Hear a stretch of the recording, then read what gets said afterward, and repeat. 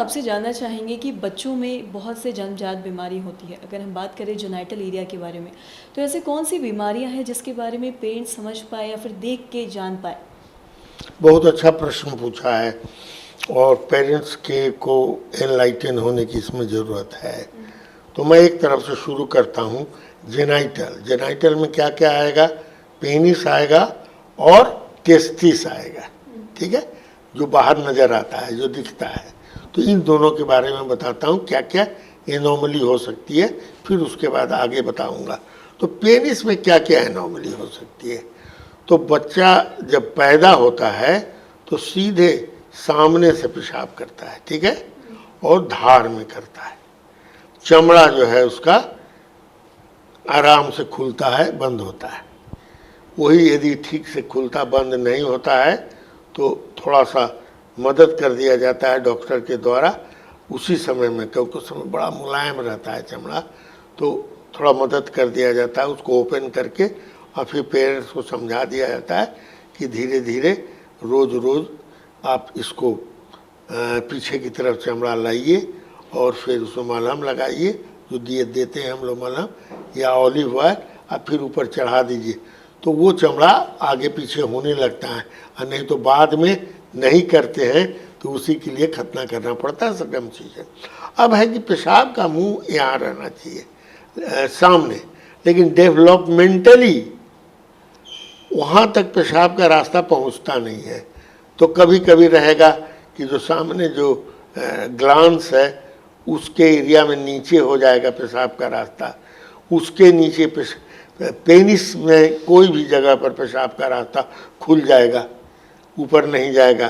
कभी कभी स्क्रोटम में ठीक बीच में पेशाब का रास्ता खुलता है, और कभी कभी तो पेरिनियम में भी पखाना का रास्ता और स्क्रोटम के बीच की जो जगह है वहाँ से पेरिनियल हाइपोस्पीडियस, इस कंडीशन को हम लोग कहते हैं हाइपोस्पीडियस।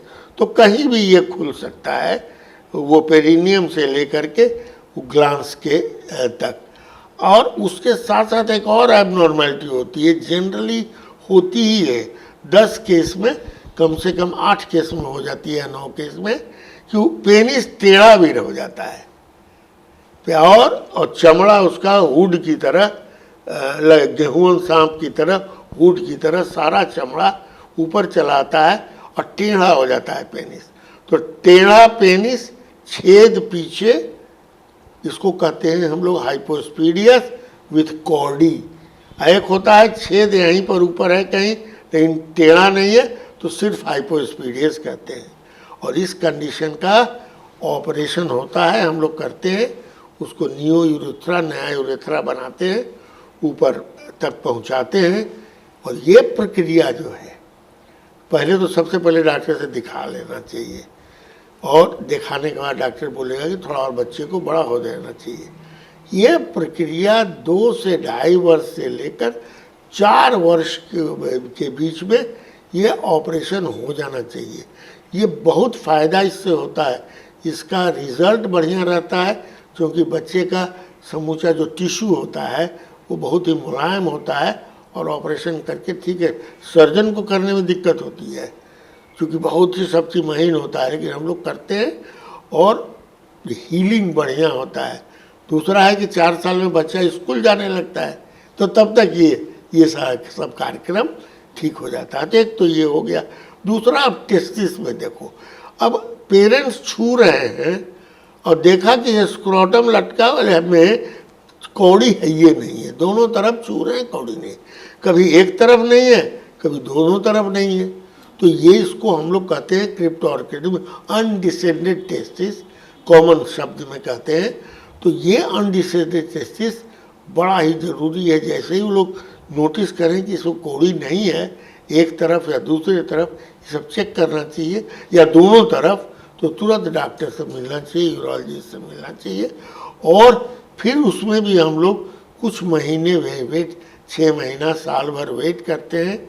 यदि कौड़ी नीचे नहीं उतरता है तो आगे इन्वेस्टिगेशन करके पता लगाते हैं कि कौड़ी कहाँ, क्योंकि पेट में कौड़ी जो है, टेस्टिस का ग्रोथ शुरू होता है, वहाँ से वो डिसेंड करके स्क्रोटम में जाता है।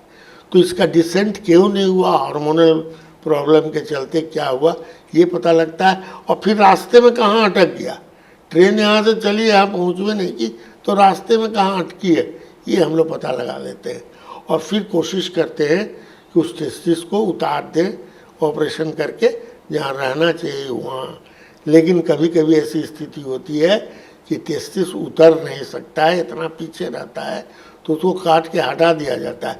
इसलिए कि टेस्टिस यदि नज़र से दूर रही और बॉडी टेम्परेचर पर रही, अंदर के तरफ रह गई, और जिसको हम देख भी नहीं सकते, छू भी नहीं सकते, तो उसमें कैंसर का चांसेस बहुत ज़्यादा बढ़ जाता है। इसलिए यदि टेस्टिस अनडिसेंडेड है, उतार नहीं सकते, तो उसको काट के हटाना दे देना चाहिए। जनरली टेस्टिस के इसके साथ अनडिसेंड के साथ एक तरह का हर्निया भी होता है। छेद को बंद होना चाहिए, पेट जो टेस्टिस जो आता है ना, तो पेट के झिल्ली के थैली को लेते हुए आता है। जनरली उसको बंद हो जाना चाहिए, जहाँ से इंग्वानियल कैनाल के अंदर। लेकिन किसी किसी में बंद नहीं होता है, तो बहुत पानी अंदर भर जाता है और वो बड़ा टेस्टिस एक तरफ हो जाएगा, और माने स्क्रोटम, तो उसको कहते हैं कंजेनाइटल हर्निया। तो इस हर्निया का बहुत साधारण इलाज है, वो बंद कर दिया जाता है। तो ये दो चीज़ें जो हमने बताई, अनडिसेंडेड टेस्टिस, पेनिस का एबनॉर्मैलिटी और ये कंजेनाइटल हर्निया, इस सब का इलाज संभव है। ये है कि पेरेंट्स को अवेयर रहना चाहिए कि ये सब चीज़ें वो देख के बता सकें। तीसरा एक और बात है, पेरेंट को हमेशा देखना चाहिए कि बच्चे का पेशाब कैसा होता है। पेशाब बच्चे को तो एकदम जेट की तरह पेशाब करना चाहिए।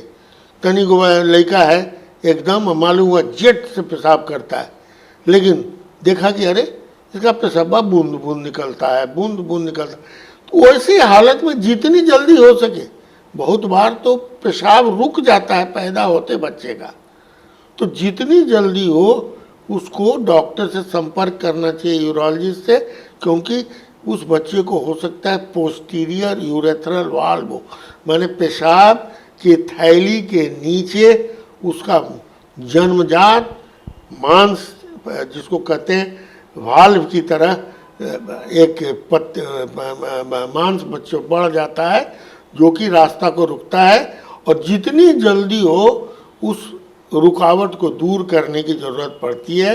हम लोगों तो 5 दिन, 10 दिन, 20 दिन के ही बच्चों का हमारे पास ऐसा दूरबीन हम लोग के पास है कि उससे उसको काट करके साफ करके हटा देते हैं। तो वैसा जितना अर्ली होगा उतना फ़ायदा ये होगा, क्योंकि ज़्यादा दिन छोड़ देने पर किडनी पर दबाव, कभी कभी तो पैदाइशी है किडनी पर भी दबाव रहता है, लेकिन किडनी पर दबाव पड़ेगा और उसका किडनी खराब हो जाता है। और उस समय मान लिया थोड़ा ठीक ठाक भी रहा, लेकिन बच्चा जब थोड़ा बड़ा होता है तो उसका किडनी फेलियर में चला जाता है। इसलिए ये बहुत इम्पोर्टेंट है कि बच्चे के धार का इंस्पेक्शन किया जाए। नहीं धार यदि सेटिस्फैक्ट्री है तो तुरंत सलाह ली जाए, और तुरंत इलाज यदि हो जाएगा तो ठीक रहेगा, और नहीं तो किडनी खराब होने का डर रहता है।